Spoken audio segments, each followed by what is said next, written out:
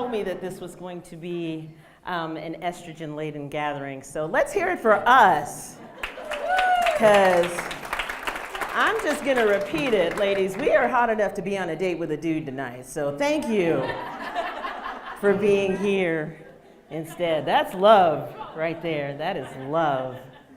But yeah, so like Kelly said, I'm going to just kind of reintroduce myself a little bit. I'm 44 years old. I have, right? Let's hear it for the 40 Up Club. Woo! Let's face it, ladies, we are the new face of the midlife crisis, and that bitch has a lot of eyeliner, and we are proud of her. We are proud of her. I was joking with Paige earlier. I said, you know what the midlife crisis looks like? It's sparkles and tight pants, and we're rocking that shit. Right? I have a son who's 22. And it's so funny because last year when he turned 21, he was all excited. He's like, hey, Mom, me and the guys are coming to Columbus. We're going to have some liquor. Why don't you come hang out with us? Why don't I come hang out with you? Because I've been divorced for about 5 years, and I've been telling cougar jokes for about 2 of those. I know I'm on some of your friends' bucket lists because I kind of asked them. I can't help it if you got cute friends and I'm single. They're legal now. Look, if a dude is 6'2", has a beard and a job, my requirements are met.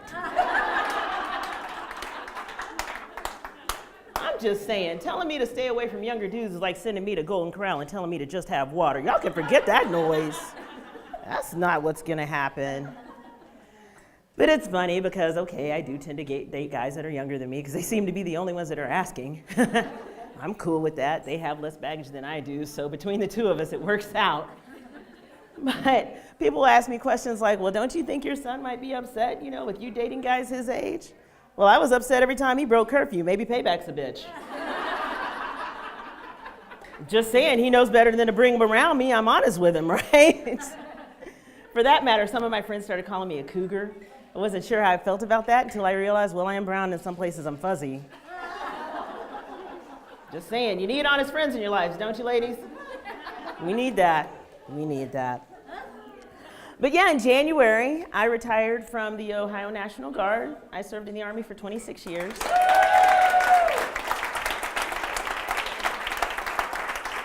Thank you, but I had a lot of friends who had my back. It was funny, about half of us could actually shoot. But one of the best things about being in the Army is they taught me how not to get pissed off when I see another chick dressed like me. Because that was a thing that happened a lot. A lot.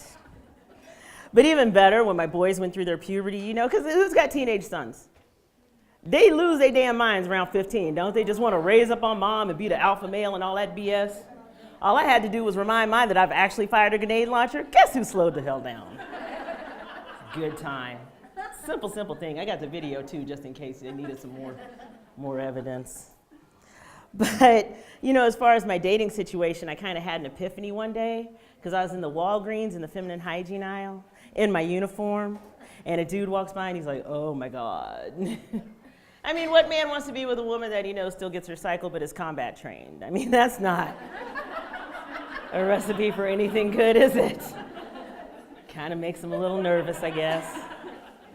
They're even a little more unimpressed when I know I can say I might go commando today and it doesn't involve me taking off my underwear. They don't like that. Don't. And I'll admit I tend to date the white dudes. I mean, I live in central Ohio. There seems to be a bumper crop thereof. It's just law of averages and probability. That part of math I kind of got. Oh, that guy. But, I haven't given up on my brother, man. It's just, I'm afraid that if I have an intervention, they won't be on time. There's truth in every stereotype, folks. Let's be honest. And I mean, let's face it, if I did find a brother man for me, we'd have to do a lot of role play. Like, he'd have to pretend to like going down on me, and I'd have to pretend to be a white girl.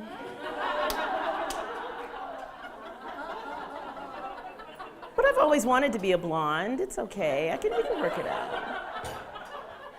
We can work it out. So who saw the 50 Shades movie?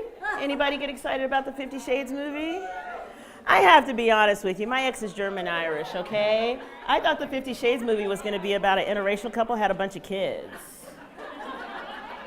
That wasn't it at all, was it? You read the book? Books or book? If you just read the one, Brooks, so okay, we've got an avid reader over here. He has a happy husband. Well, but you know what? If that's what does it, then that's what does it, right?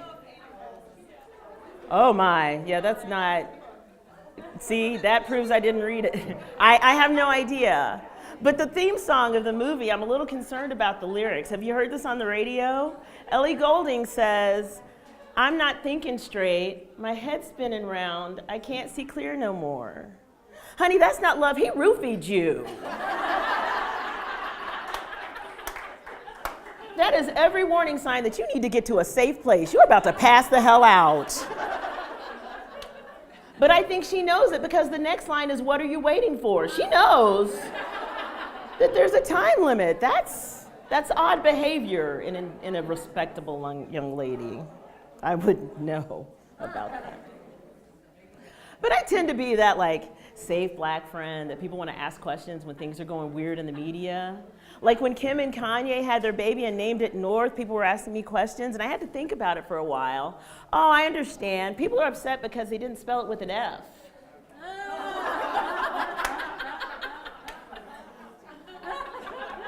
It is terrible, isn't it? They get worse. They get worse. Or for that matter, when Paula Deen got in so much trouble a few years ago and people were like, "Oh my God, Leslie, Paula Deen used the N-word. What do you think about the N-word?" Nymphomania, I'm kind of a fan. I think that more people should engage in it more often. It may be the cure to road rage. Nobody's doing the research and development on that, are we? I volunteer.